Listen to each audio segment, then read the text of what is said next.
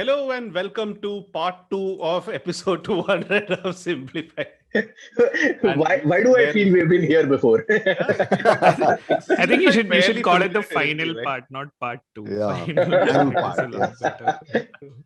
Just to be clear, next week's episode is likely to be 152, just to assuage fans. So we are continuing our celebration of the 200th episode of this wonderful show, and I think let's get Storied podcast. Yeah. storied Yeah. podcast. Just think of it as a coconut, which is broken in 2 parts, and this is the second. And a lot of the bad negative stuff has gone into a glass of water.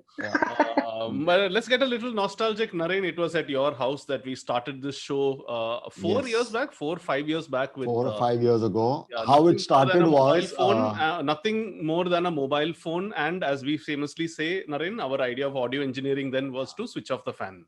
yeah, and it was entirely the indefatigable energy of Chuck which started it. You're I too would much, say too much. that. And no, I just He want to would. stop. I just want to stop Tony before he says some rubbish like we are still stopping all our fans. So Yeah. Tony, I anticipated that. I knew that mischief I could see in your eyes. So I just wanted to like. See, Das, such a veteran you've become. I just wanted to, My one true fan. I just wanted to nip that Please don't turn in yourself the off. bud, and then of course.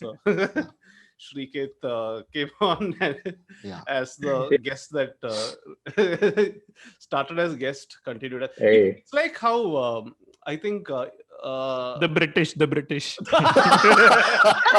I was thinking more agency-client relationship, but this, the British is another good way. British. So then, what are you? So okay, fair enough. If Naren and I were the Yeah. you know the whatever the peasants or whatever Yeah. back then, and then Srikeit came in and and educated us with the railways and English Yeah. education and cricket. I was the Lagana auntie. You are the auntie. I am the bureaucrat, like after Yeah, independence. UPSC toppers. We are the UPSC. Does very little work, but acts all important and also. You're like that. So you're Yeah. Humphrey. Yeah, he's the turtle accountant. Okay. Okay, so a quick recap. We were talking about SPACs in the last episode, and then Srikeit spoke about memification of the stock Memification market of and stock market, also yeah. investing and the entire GameStop, GameStop circus, and now it's Chuck's turn to come up with whatever he has planned. On to you, Chuck. Yay, thank you. So I want to rant or talk about big tech. Hmm. I think it's a big enough topic for all of us. Always a fertile area. Yeah, it's a big enough topic for all of us to tech about. I could have started that slightly better. I know. Hmm. I'm sorry. Ah, Yeah. No. So. Yeah. This So- reminds me of Dave Brubeck's immortal song Tech 5. No, at this point we're basically like take it and go. Like this is Yeah. all you get. Another line that sounds a little familiar, but anyway. So big tech. What is big tech? Firstly, it's worth asking that question right up top. Usually, when we say big tech, it refers to the big 4 or 5 companies that dominate our lives, for better or worse, from a internet point of view. That being Google, Facebook, and of course that obviously includes Instagram and WhatsApp as well as part of it. Then there is Apple to some extent, at least in the US. What else would count? Microsoft, I guess. I feel I've missed somebody out. Amazon, of course. Amazon. Amazon, So yeah. it's Amazon. basically what's on your phone and you use most of the time, right? Most of the Which time, is yeah. the origin of the phrase. Is that a big tech in your pants, or are you just happy to see me? So there's this fascinating. So it's actually kind of incredible to see how these companies that were just formed about 20 years ago, most of them, which was formed about 20 or so years ago, have not just dominated our lives, but to connect it back to the previous episode, kind of taken over stock market valuations and stuff as well. And big tech has got even bigger during the pandemic. Something we'll talk about in a bit. Like Manchester City. Like, wow. Punches are coming from everywhere. Is there something called big football? Anyway, we'll talk about that. In 2008, it's called American football. There's nothing called American football. It's just rugby. Anyway, big football is we are yet to talk about it. Okay. Bigfoot. No, go on. Oh dear. No, American football does look like it's been played with Bigfoot's ball. So that it does work. Apparently, the foot in football refers to the size of the ball. I did not know this. Oh, it's a foot long. 1 foot. Yeah, apparently. I don't know. Oh, okay. Interesting. Profound. Profound, no? Yeah, good. Kind of now makes sense if you think about it. Like, But say is this that, a fact or like has this been verified or? I don't know. I read it on the internet, so it must be true. It must be true. Then it's true. Okay, so there was this journalist from Gizmodo, I think, in 2-3 years back. Someone called Kashmir Hill. I think she writes for NYT now. So she did this experiment where she went, a 5-week experiment where she went 1 week without each of the big 4 guys. That's Facebook, Google, Amazon, and which was the other one I spoke about? Microsoft. Not Microsoft. Apple, did I mention? Apple. Anyway, whatever. Yeah. Non-Microsoft, the other 4 guys. And then the 5th week she went without any of them. Now, what is interesting over there is when we think of Facebook, we think of just, Facebook and to some extent Instagram, I guess. And when we think of Amazon, we think of only the e-commerce websites. Can you go a week without Amazon? Yeah, sure, that's okay. But then you think about what all tentacles Amazon has its hands into, like Amazon Web Services, for example, which is the fastest growing. It's now its second fastest growing division. Actually, the ads business is the fastest growing business right now. Yeah, but AWS is their money-making division. Yeah, AWS is the money-making division, which has in some ways bankrolled the less profitable retail business, which is what you and I associate.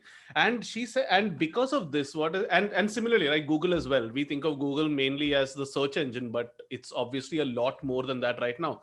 Because if you say you can't use Google, it also means that you have no Google Maps to navigate. Probably doesn't make a difference for us at home right now, where the challenge is to find the biggest challenge is to find the toilet. But back in the days when we could go out, that must have been quite a challenge. And then that's when it really hit her and her readers that when you cut out one of these players, you are crippled in many ways that you didn't see. And hence, look at the amount of control that they actually have over our lives.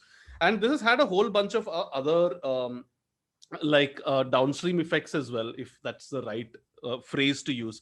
We think that we live in a technological boom right now, but if you look at the numbers, there are actually fewer companies started in Silicon Valley over the last 4 or 5 years than in the 80s.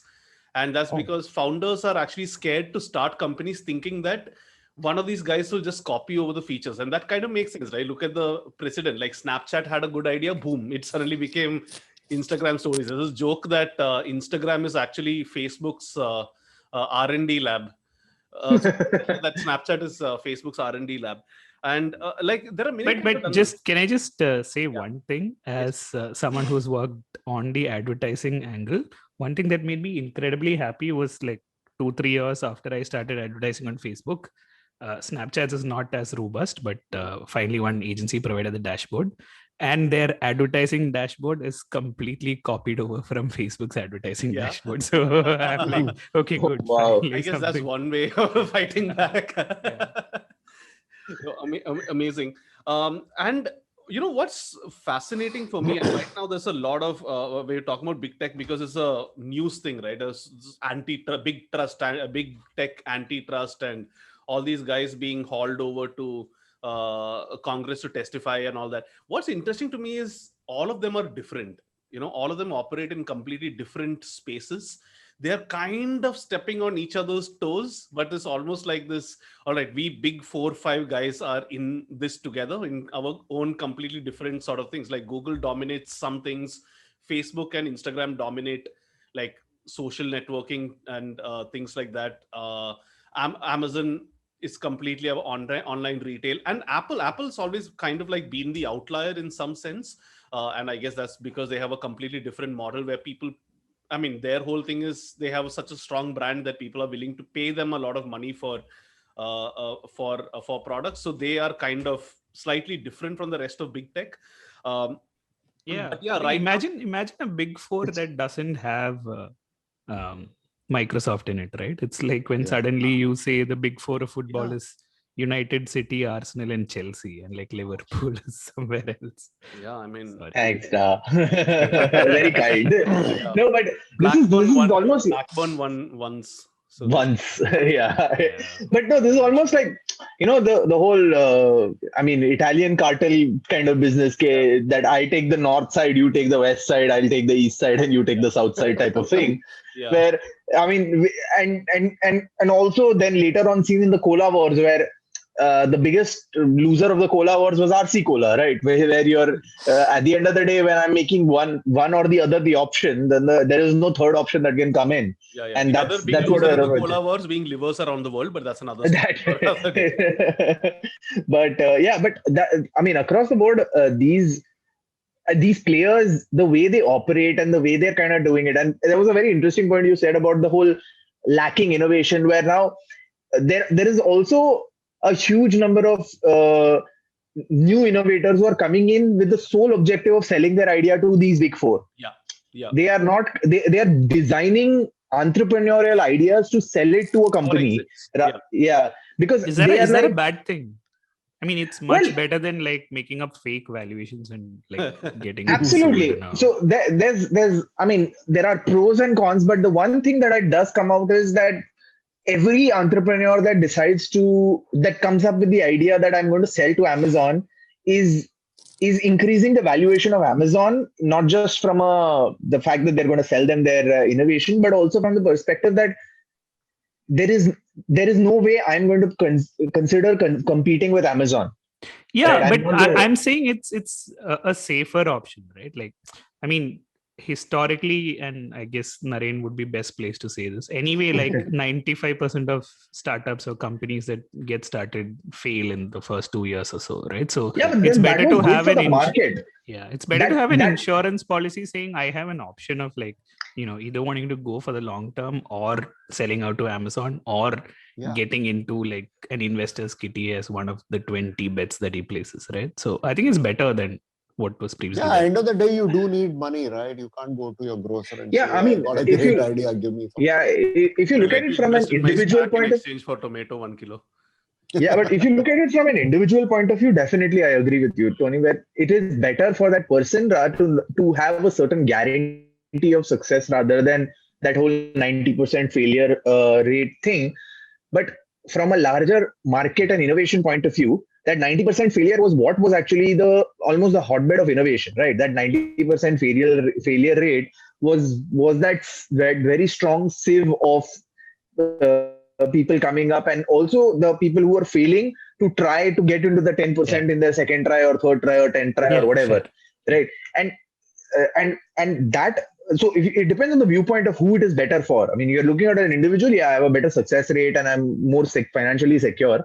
But here I'm designing an innovation to make AWS better rather than designing an innovation to how do I make the consumer's life better. I'm looking at how ways I can make AWS or any tech innovations better. Specifically, I'm tailoring my innovation to improve their larger innovation. So that's where I feel there might be a problematic area of a brand new thinking coming through because of how prohibitively large these tech giants are. Yeah, so it's an interesting point. It's actually one of the last things that I wanted to mention, but since you brought it up right now, oh no, sorry, go ahead. No, that's okay. That's okay. So like, it seems like these big four, 5 players, and honestly, we say big tech, it doesn't necessarily refer to just these 4 or 5 players, right? You see it in other spaces as well. It's basically like in every sector of technology you take, there are 1 or 2 huge winners, and then it's almost impossible for everybody else to kind of compete. Take music, for instance, where it's very clearly a Spotify or an Apple Music or whatever else who's kind of cornering that. And they, because of that scale, because of that reach, now they're able to innovate, and hence I don't know, I guess investors call this the flywheel effect or something, where, Hmm. now Spotify is now able to get podcasts, as a result of which the gulf between them and whoever else is Widened. gets Yeah. widened. And take something else. Yeah, but for the average podcaster, it's a huge opportunity, right? Like Yeah, now yeah, you yeah. can be Yeah. featured along with Michelle Obama's podcast. No, but for then that instance. because yeah, I mean, then you have the same problem of discoverability, then, right? Like Correct. you Yeah. become one podcast among 1,000, and just like the same problem is there on Amazon as well. And just to a couple more examples on the earlier point itself, like take B2B software, for instance, where Salesforce was big and it's getting bigger now. Not a criticism as such. Many of these companies are very good and all that, but it does put them in a in a position to dictate terms to some extent. Like artists, for instance, are pissed off at Spotify for not paying them enough, and merchants on Amazon are constantly complaining that it's always like a two-edged sword, right? Like you get a lot of reach to some extent, but you don't end up owning the customer. You have to pay a shit ton of money to Amazon, and of course Amazon can take all Yeah. that data, mine it, and create their own free basic no, not free basics, what the Amazon basics, free basics. Yeah. Amazon but free can basics. I just say, Yeah, like, where my mind went. one of the things that you've done, which inspired me to do it later, is that we've pirated a lot of music or software over a long period of time. Right? And when we made enough money, you were good enough to go back and like buy the physical copies or whatever to pay them back. And I actually like used a pirated crossword software for 4 years. Till I stopped making crosswords and I started making enough money. So then I went back and bought it for 10,000 rupees. But like, unless the ecosystem exists, Yeah. right? Like it's not possible for the person lower down the stream to actually make money. So Yeah. I think like there are both sides to it. One of the things that I see playing out is that everyone when they start off, they're like, they're idealistic. So Google starts with "Don't be evil," and Facebook is like, Oh, those were the days. yeah. And then like when you become successful, suddenly your whole operation changes from what can we do new to how do we protect what we have. And the moment the legal team in a company becomes the most important department, I think it stops becoming cool. Actually, when we talk about evils of big tech, it's impossible to not talk about gig workers. So in some sense, the most egregious, if I may use that term, of all these players are companies like, say, an Uber or a DoorDash or whatever, right? Where you have you have lots of reports of so in all these companies, so the end consumer ends up pretty happy if you think about it to some extent, right? We get a lot of services for free or discounted, or we can, like, at night at 12 p.m. on a whim, we can decide to order a pizza and half an hour later it's over there. But somebody is paying for it somewhere, right? And that tends to be some sort of workers. Now, there's one strain of thought that says, all right, but at least now these guys have an additional, have some sort of additional income. But I think I don't know, the system seems to have been rigged against them in some ways, and I guess it's good to see regularly, like in the UK recently, they ruled that all Uber drivers have to be classified as workers instead of gig workers. Now, I don't know whether that's a good thing or a bad thing overall, but I think unless you make the whole thing sustainable for everybody, especially the people who run the rails, I don't think, not just the people who own the rails, but people who actually, keep the vehicle running on the rails. Yeah. I agree with you, but here's the slight counter, right? And I absolutely think like they're being terrible to workers.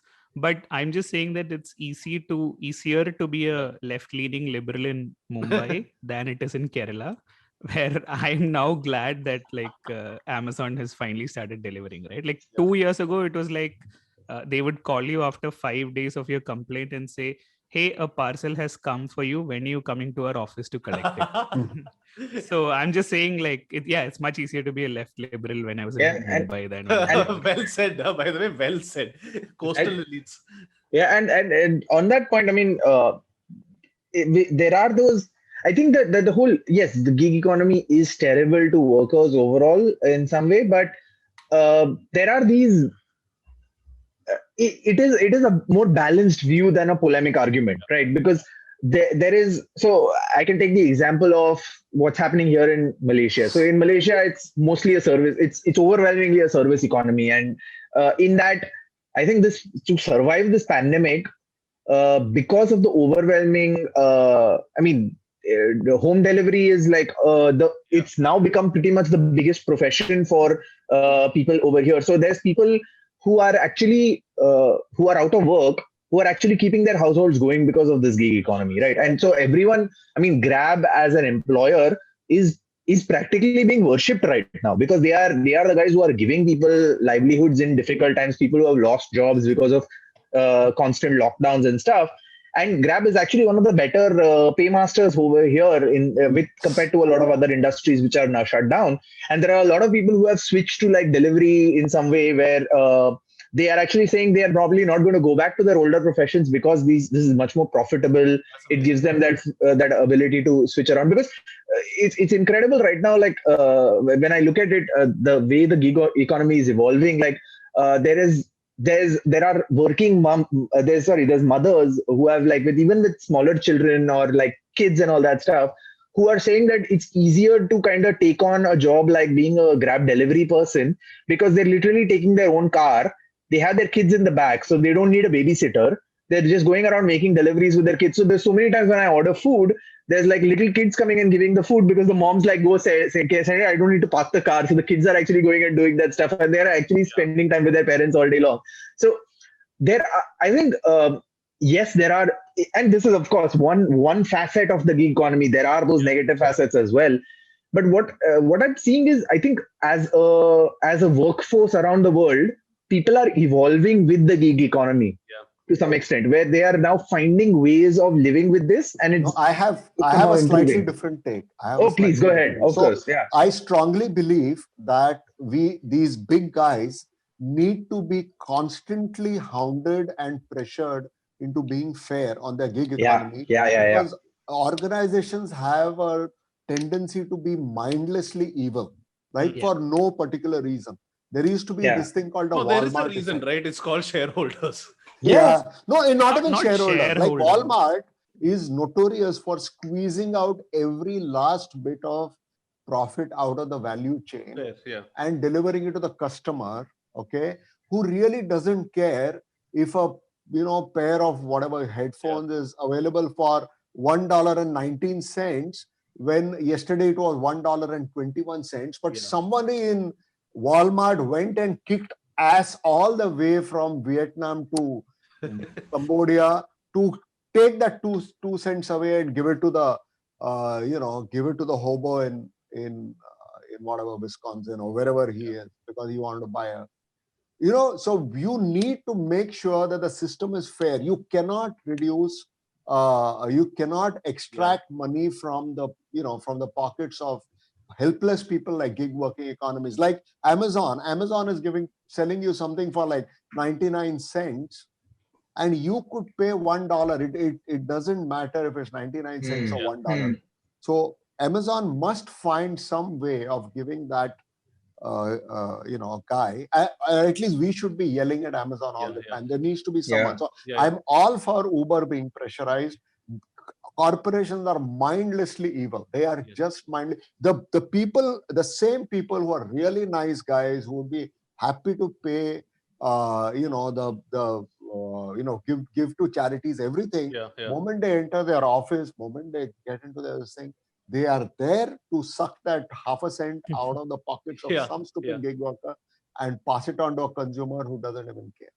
Well said, Naren. That's the best 2 cents I've ever heard. We'll give you 4 cents without using a discount code. But that's why this whole the antitrust discussions in the US are so fascinating right now, because I think it's going to fundamentally change the way companies are looked at. Okay, so for those who are unaware of what this whole thing is, a long time back there was a nice gentleman called John D. Rockefeller who started whose oil operations got so huge Naren, by the way, was interviewed as a role for that. That's a long very back. crude joke. Fine, Literally Naren, scraping the sorry if bottom I of the hurt your barrel. feelings, Naren. I'll grease your palms right now. No, but finally, the US, to the extent where Rockefeller was one of the richest guys in the world at that point of time, and possibly the richest person ever in history, if you look at it. And the US government at that point said, all right, too much. We are going to break this company down. It's acting as this huge trust, hence antitrust. We broke it down into 16 companies, and ironically enough, the value of those 16 companies actually ended up being even more valuable than one company by itself. And Rockefeller actually, at one point of time, his net worth was 2% of America's GDP. 2% of a country's GDP. And that's a fascinating thing with what's happening right now, because till now, the focus of antitrust has always been, all right, how does a consumer pay the lowest prices? As long as the consumer pays the lowest prices, everything else is fine. It seemed to work okay at a time when there was no internet, but right now, when you take something like a Facebook, or the consumer is actually paying nothing.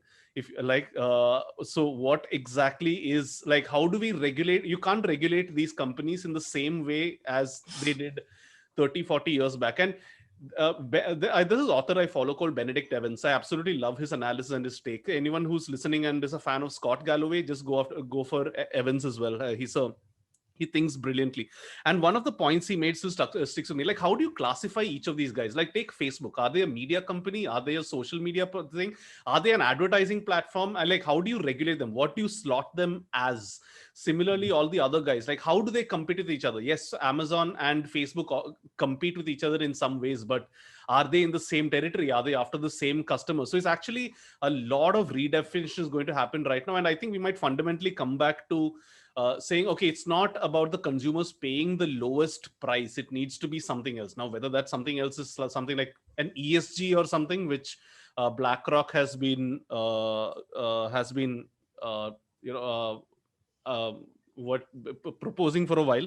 Don't know. I think that's one of the interesting things that coming out of this whole thing for me. The second thing that I just wanted to say out of this is, while it looks like these big 4, 5, 6, or the entrenched player in each industry is absolutely unmovable. Like, I can't think of another multi-vertical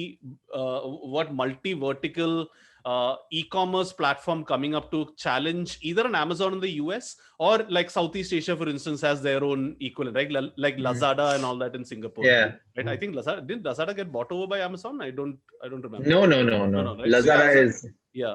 So Yeah, all these Lazada is guys, Malaysia, Singapore leader. There's no Amazon here. Yeah. like a Gojek in Southeast Asia for a whole bunch of other things. So what's interesting is, while there may not be direct competition to these guys, what's interesting to me is that there are these niches coming up saying that, okay, we don't want the entire market. We're just going to focus on this one small thing, and we're going to do a bloody good job of that.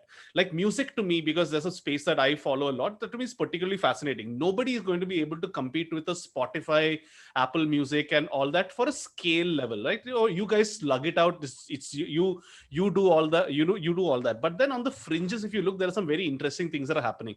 There's a company called Bandcamp, for instance, where you can buy music directly from the artists, and it's a little more expensive, but the artists get a huge cut of the money. Now, artists are incentivized, obviously, to put their music up on Bandcamp because they get a lot more money. They'll still make it available everywhere else, obviously, but they get a huge cut of the money. And fans of, like, hardcore fans of some bands like me, for instance, we'll go and make sure we buy it only from a Bandcamp, for instance. Alison Hannigan. Alison Hannigan? Sorry? Yeah. This one time in Bandcamp. Oh goodness. I can't believe I did. Oh, this is how old I've become, I guess. Yeah, so to me, that's the sort of interesting things that are happening. And possibly the biggest, okay, let me try this. The biggest anti-big tech brand in some ways is Shopify, in that sense, right? Which came up as a way for people who were not exactly pissed off with Amazon, but wanted to sell to consumers directly. They ended up building a platform. And today, ironically enough, Shopify has become big enough where you can almost say there is a big anti-big tech. Does that make sense? Yeah. Okay. Yeah, Yeah, but that's what I said. No, like when Yeah, you start niches. out these things, you're very idealistic. Then suddenly the capitalists take over, and then like No, you're I don't think screwed. so. I think a lot of these smaller companies, right? I don't think they're in it for the same reasons as, like, I don't see a Bandcamp, for instance, which I just spoke about, ever having ambitions to the scale of a Spotify. They know that, okay, they will grow till here and they won't compromise on their, I mean, it's as cheesy Yeah, as it may but sound, values in it's some way. like when Richard Hendricks has to concede the seat to that other CEO, right? Like that'll eventually happen. I That's don't like think the that'll basic happen. No, model of that's the thing. I capitalism. don't, because when you look at a company No, like, no one is that idealistic. I mean, if you are idealistic, you'll probably last like 5 years and then die out. yeah, I mean, okay, because that's someone the else other, will yeah, replace I it. guess that's the other cynical way of looking at it. But I guess these guys have found out a way where they don't need to compromise. See, the thing is, you compromise on values when you need to grow, right? When you need to, okay, we need to mine our customers' data so that we can go from here to here. I don't think these companies want to go from here to here. They're happy doing this. They're saying, okay, we're getting X amount of money a month, and that's fine, because these guys operate in spaces that for Spotify to say, okay, should we sell high resolution music directly? It's too much of an investment for them, and they'll be like, screw it. That's not a game that we want to get into. It's not going to impact change things for us too much. So I Yeah, think, slightly philosophical analogy, right? Like yeah, recently, like when all these cricketers and Bollywood stars had to parrot the line of the Indian government, Nasruddin Shah asked a question that you've earned enough for 7 generations. How much more do you want to protect? And like, why don't you speak out against evil or tyranny? Is because you want to protect what you have, right? So, and Yeah. at the end of the day, it's just one Nasruddin Shah who does it, as opposed to like 100 prominent Bollywood stars and Yeah. cricketers who do it. And that similar thing plays out, right? Like you Yeah. may not want to make like $800 trillion or Yeah. something, but when it comes your way, right, you were suddenly given, I Yeah. mean, you naturally veer towards the basic instinct of But wanting yeah, to but the get thing more and over here, protect it. Tony, I think is because each of these companies has built themselves up as being against the big guy. I think the moment they do No, something, they will get called out. Like No, tomorrow, for that's instance. bullshit, right? Like you, I mean, we all like to think of Mark Zuckerberg as like Dr. Evil, but the fact is that like poor guy wanted a way to like mash faces together. It's like right hotness of girls. Yeah.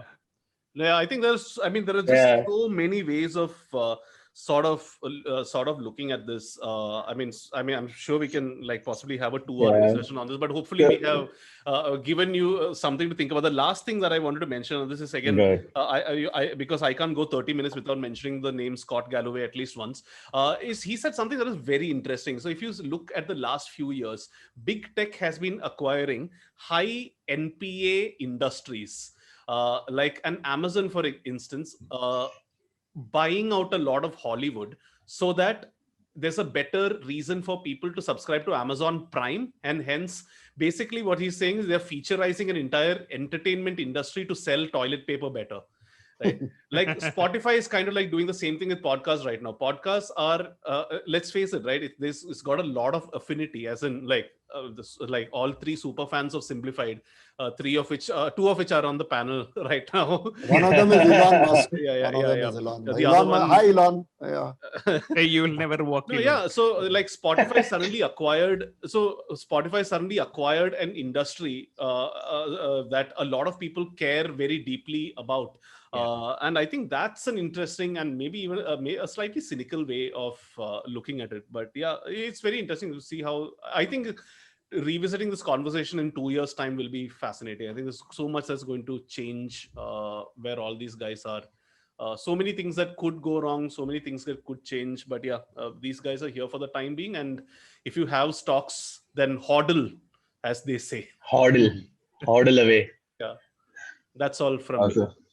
And that's a great segue into what I think Tony is going to talk about, is what is the meaning of this talk, right? I think, Yeah, but the segue is Chuck feels that in the next 2 years we'll be sitting on like different stock portfolios, and my outlook is completely much bleaker, right? Like what is the meaning of life and stuff like that. But to be honest, like I feel like I've got the dress code wrong for this 200th episode. All three of you have covered something that's here and now and probably in the future. I actually thought, this is the 200th episode. I don't know how many of you guys did this. Like when you were starting out a new term in school or something, you're like, oh, this term I'll study properly. And Yeah. I mean, there's always that. March is coming. No, scoring area. Yeah. And by the time the exam comes around, you're like, oh, you will have a proper plan. At least I had a proper timetable and plan, right? Like I will revise 3 times before the exam. On Monday I will do this, Tuesday I will do this, Wednesday I'll do this, then 2 days for revision, then like some mock test, and then the exam. But on the final day of the exam, you're like, no, I haven't even covered half the textbook. So I used to make this joke once where when people start studying for CAT, right, the average number of pages per day they would cover for the first 2 weeks would be astonishingly high, and then they would drop off. Then they say, let's start again. Let's start this process all over again. So as a result of which, if you take the average engineer's CAT prep material, the first 50 pages will be like super used. So I've made this point that actually IMS and Time and all can like after page 50 they can just publish blank and nobody would actually something like what you know. Yeah. So I got slightly ambitious and said, okay, instead of reading a Wikipedia article, let me try to read one full book, although it's yeah, I don't know if you guys have read research this anyone's done for. Yeah, it's Viktor Frankl's Man's Search for Meaning. Have you guys read it? I've read it. No. Yes, no. Yeah. See, I mean, I'm going to use this as like a sample size for our audience because obviously like it's privileged men listening to us. So like what? I'm going to assume that 50% of you have not read this book. But what is fascinating is that it's as relevant today as it is when it was written, right? So Viktor Frankl. Which was when?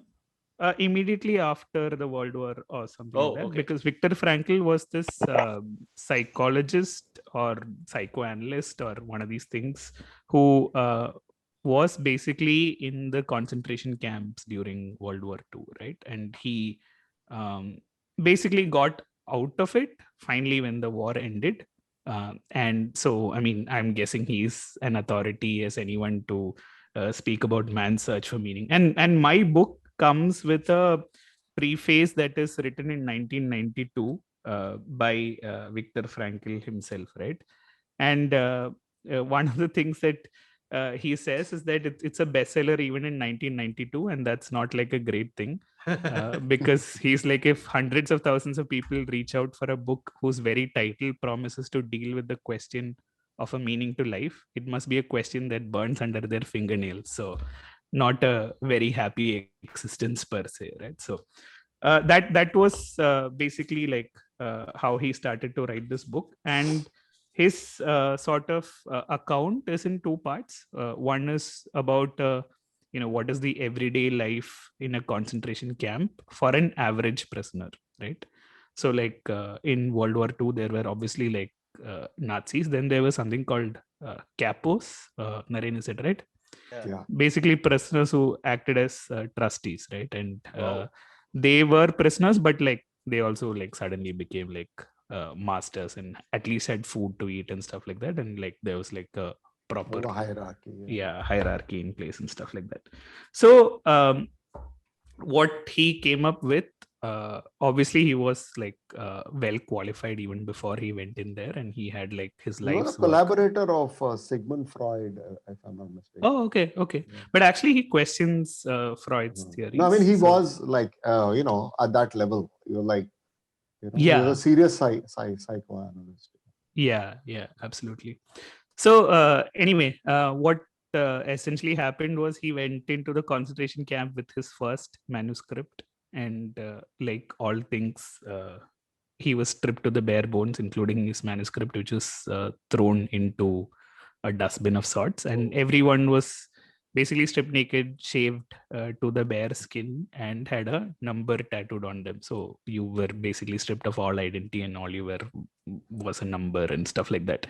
But the interesting thing is he came out of this, and he lived till 1997, a full life. And how do you find the Man's Search for Meaning is his basic quest, right? And what he's come up with is something called logotherapy, Which Chuck, when we started the episode, was what I told you, that the logo of the mic should be facing you for best audio reception. Actually, it's not that. It is actually that logos in Greek means meaning. Okay. Oh, So that's why, bios, logos. yeah, that's why That's a line I logotherapy. remember from biology. Yeah. That's what the So origin of the name biology means. absolutely. So who would have thought, Chuck, Srikeit, that the best advice in life is, can you make the logo bigger? Oh, nice. Well played. Beautiful.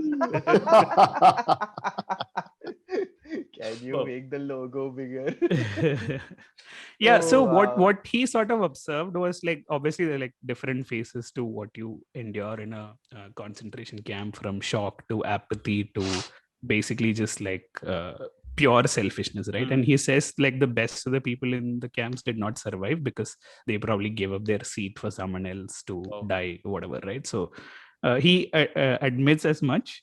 And essentially his funda was that while there were people who were of different physical statures, like some well built, some not so well built, he found that the intellectual ones, or who are probably physically more frail, survived longer than the sturdy ones, right? Which is a little weird.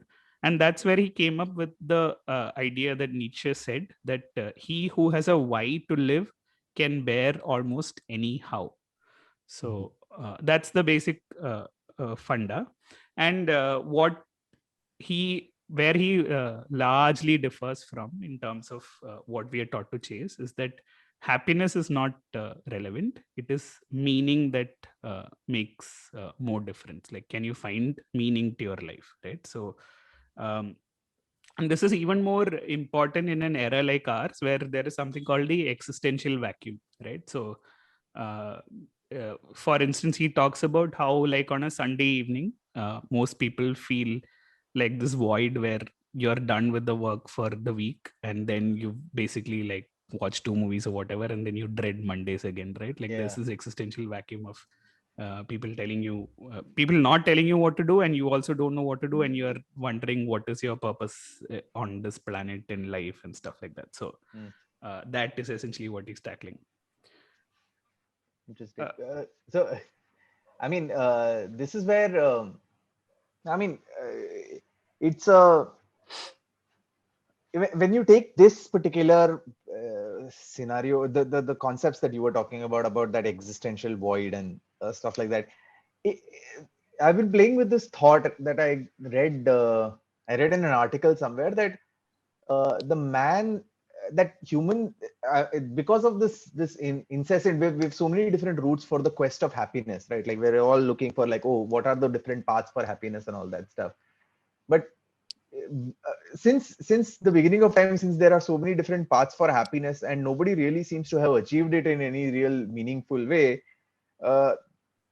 is it that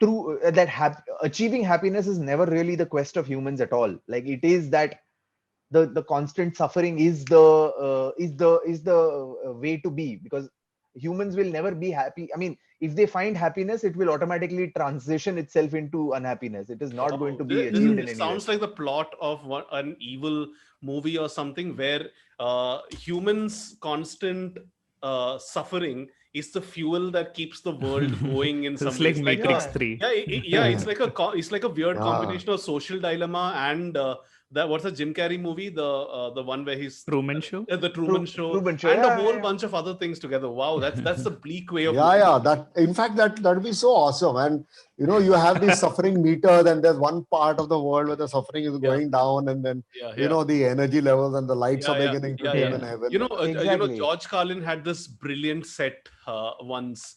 I mean, all of his sets were brilliant, but one of the things is that, like, we humans think a little too much of ourselves. What if our only purpose in life was to actually create plastic in the first place?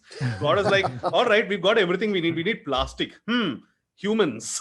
And then once that's done, all right, let's get rid of these guys. That's essentially what it is. So, yeah, I mean, and only us to try to find meaning for our life and all that. I think he actually ends with that. Like, maybe that'll answer the question that we were all been asking.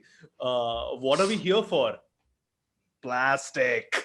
And even again, the most going back to the most profound philosophers of our time, stand-up comedians, which is I mean the currently disgraced Louis C.K. in one of his stand-up specials had said this whole thing that everyone is in a shitty thing, right? You had a thing, you wanted to make it a good thing. Yeah, you got to a good thing and then it became a shitty thing. So everyone is currently in a shitty thing. Like there is nobody who's currently in a good thing. Like there was a thing that was good previously, and everyone is like, there is something called Peter's principle. So Peter's principle is, in every organization, a person rises to his level of incompetence. So if you are competent, you get promoted. And you only stop getting promoted when you are incompetent. So eventually, so same here, if you are happy, you go on to better things. So actually, Viktor Frankl's entire book is that it's how to, the about finding meaning even in the most miserable situation. He says that regardless of how miserable the situation is, if you are able to find meaning, then you can live. That's basically, as I remember it. Absolutely. In fact, on that thing, the whole "Make America Great Again" phenomenon comes from the question: when was America truly great? What is that time that you're trying to get back to? Like this question has been asked so many times. Like, you're like, okay, when there was slavery, America wasn't great. When there was like segregation, America wasn't great. When there was like all of these discrimination against blacks, America wasn't great.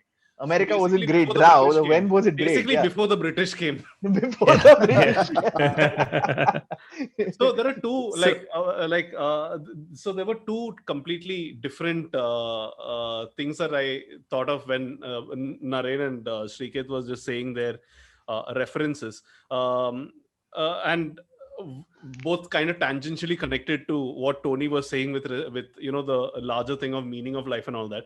One, and Srikeit, don't throw something at me for saying this, brand purpose. Can you make the logo bigger? No. See, so I'm suddenly reminded that I'm on Zoom.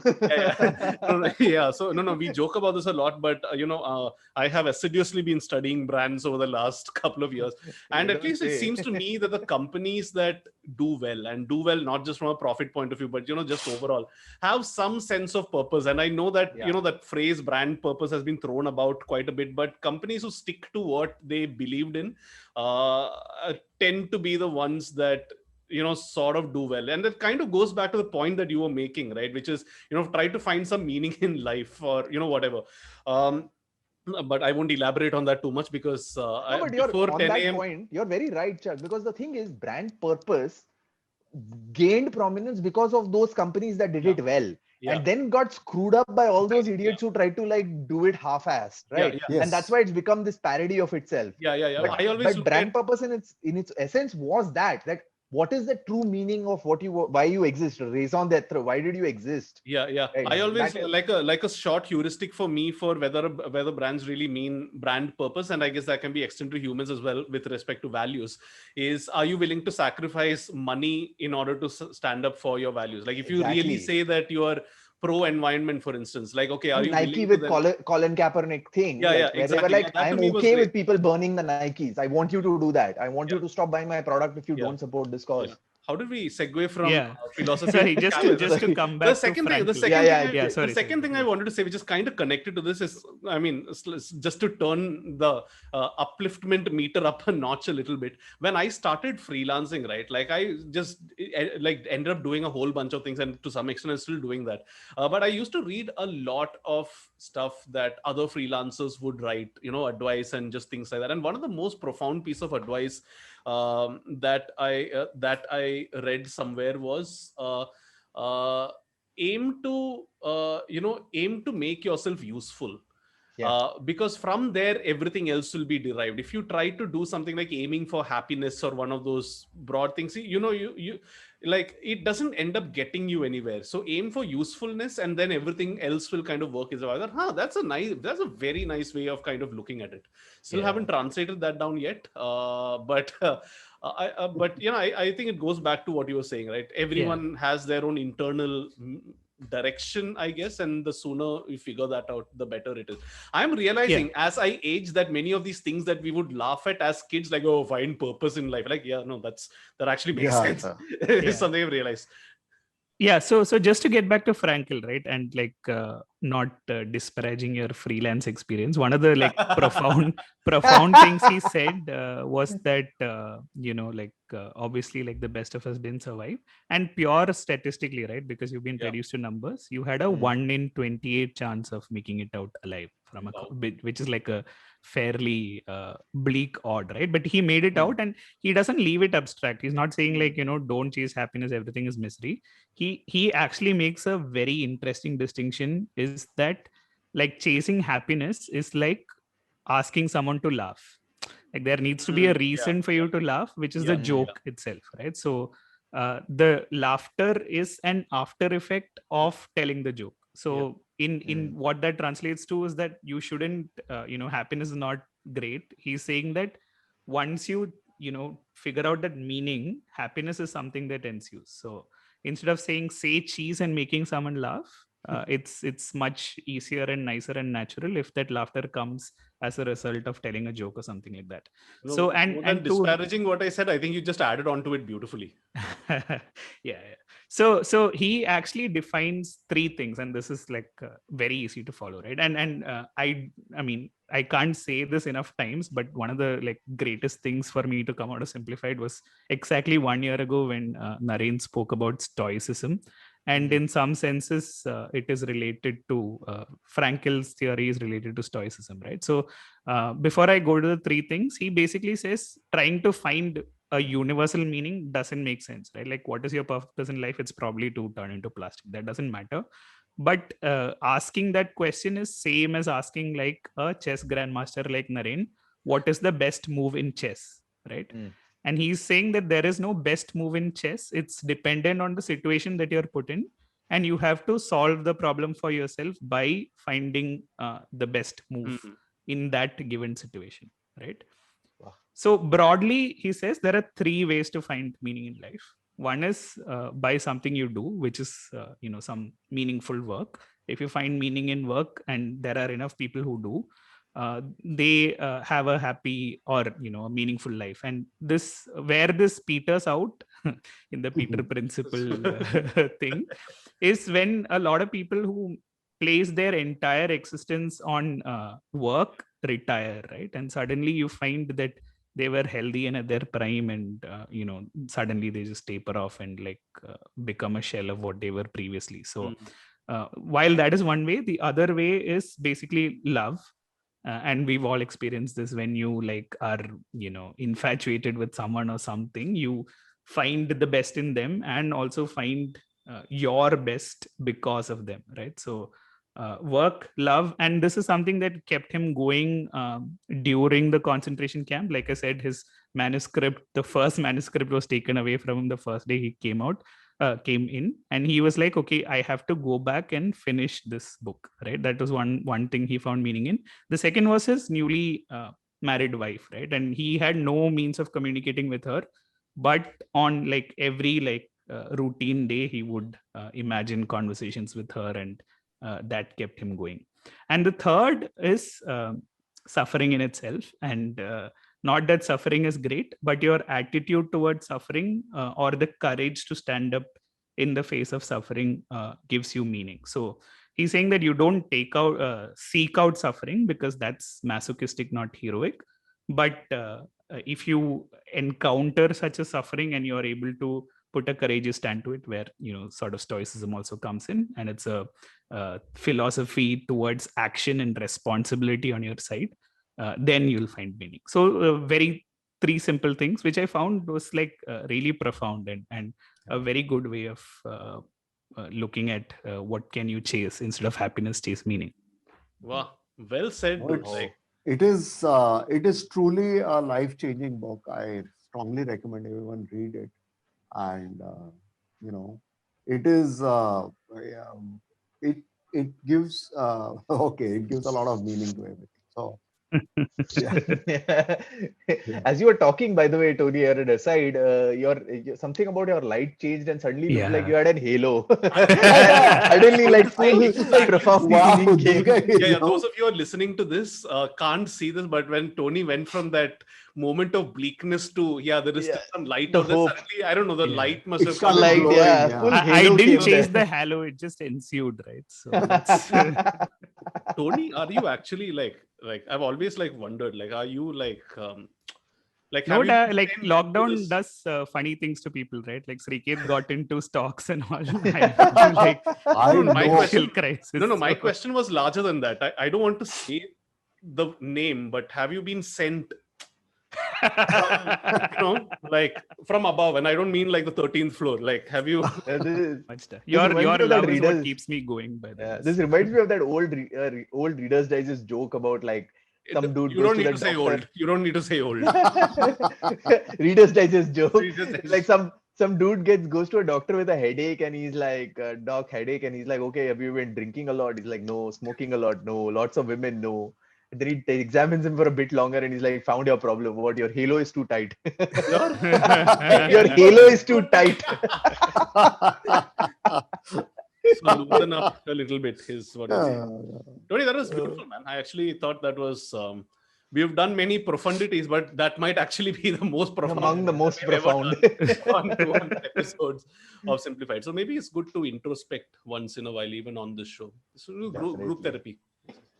So on that note, I think Naren, do you want to sign us off? No, wait. There are a couple of other things as well that I wanted to mention. You have to do it the Steve Jobs way. I was actually thinking of doing it that way. Yeah, wrap Orion around your neck like a turtleneck. Yeah. And one last thing. It's interesting, Tony, that you said exactly 1 year ago that you did that show with Naren on Stoicism, because exactly 1 year and 5 days ago, or 1 year and 1 week ago, Tony, Tony, Naren and I recorded our IVM for the first time. Oh, wow. Yeah. And today, I'd like to say to you guys live that I'm actually back on Simplified. Yeah! Oh, yeah. And not just for this episode. Not just for this episode, but for ever. So Tony and I have been plotting this. So Srikeit, I'm assuming you will be back as well now. Definitely. I can't not be back then. There is no way. Gang back, as it was. No, because I've been because I after 175, I just needed a bit of a break. I think I've got that break. In any case, another certain project that Tony and I were doing before we have decided to retire it, because I think let's just say that we have creative differences, and we have decided to call it that a day.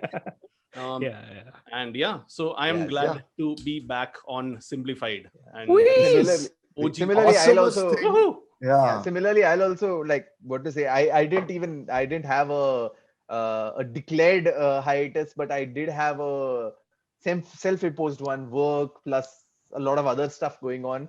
But with the gang back, there is no way I'm not. Let's go. The Fab Four back. This will be just the Fab Four. Let's all do this again. And this was among the most fun I've had in months. So there's no way I don't want to continue this. So let's just start it all over again.